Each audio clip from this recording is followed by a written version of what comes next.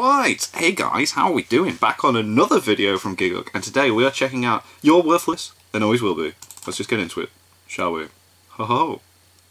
You're completely worthless, you're never going to amount to anything in life, and one day, you're going to die. Oh. Anyway, remember to smash the like button, leave a comment, and subscribe. Value is a figure thing that sometimes makes sense and sometimes does not. Burger at McDonald's? Say, that's pretty cheap. Yum. Oh, we're dining in Five Guys. Damn, that's an expensive burger, right? Popcorn at home, a cheap casual snack. Go to the cinema. Popcorn in the cinema. Let me just take out my second mortgage. Here's a monitor stand. $100. Oh, it was made by a fruit company? $1,000. Should a monkey JPEG be worth hundreds of thousands of dollars? Only if you have less IQ than an actual monkey. Jesus. But if there's one thing we can all agree that you can't put a price on, it's life. Okay, yeah. Or can we? Vsauce music. I'm sure we've all seen that cheesy scene in a movie or anime where the main character preaches some shit like, but you can't put a value on life because all human life is priceless. And I remember the first time I was just a kid, I was like, yeah, well, I'm broke and my mates are broke, so broke plus broke still equals broke, so... Yeah, I guess you're technically right. But what if you could?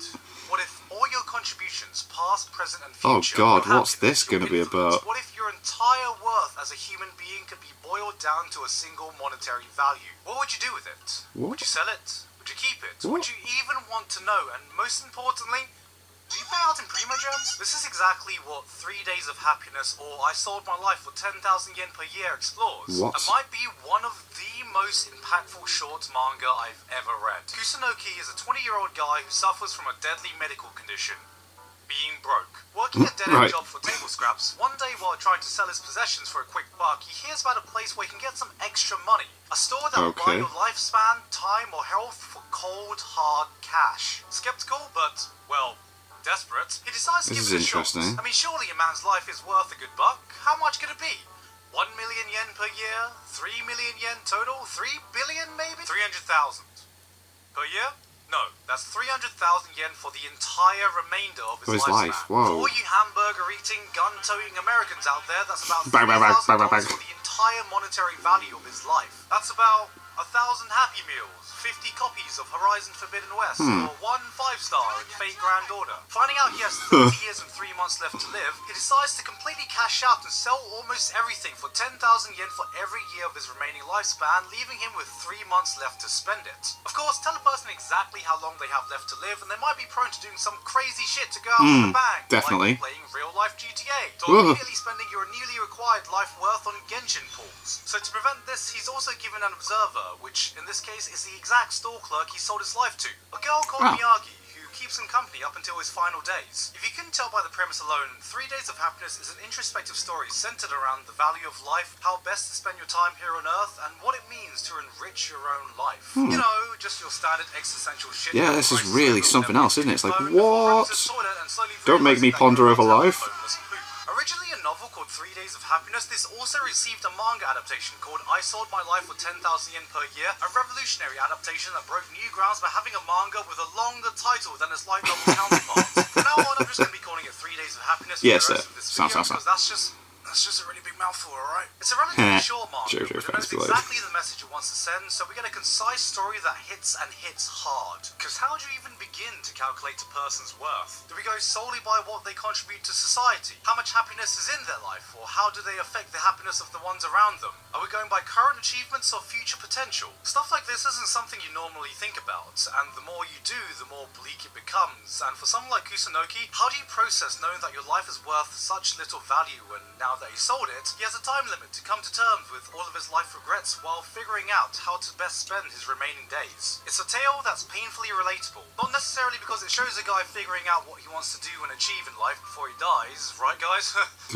Jesus. But because what we see here is a journey of a soul that feels completely lost. Look, I don't want to assume what stage of life you're going through right now, but anyone who's gone through or is going through their early 20s knows that it's hard to feel anything but lost. Yeah. Wait, you're telling me we've gone through an 18-year-long tutorial lesson on Minecraft, and now you expect me to do a no-death go out and just do it. Motherfucker, I still make fart jokes and find stinky poo-poo hilarious. Now I've got to find a career, be responsible for taxes. What the fuck is this? 1 year, you just wake up and get tossed into a totally new world, and you're expected to know how to adult properly, the exact path you want your life to go, and it's absolutely terrifying. Some of us, through trial by fire, may get a stranglehold on our own lives, beat the boss and set ourselves in a direction we're somewhat satisfied with, and some of us never move on from that stage. And that's exactly what our main character finds himself in. Kusunoki is a guy who had goals, he had ambition, he had talent, but somewhere along the line he slipped into a self-destructive, meaningless path in life. He shut himself off, unknowingly sprung hurt upon the people closest to him, and unfortunately realised too late that he peaked at the age of 10. Oh, the more God. he reflects on life, the more mistakes he's realised he's made to get there, and it's his interactions with his observer, Miyagi, that helps him put things into perspective. She's someone who seems equally lost in a different way. A girl that's detached and distant,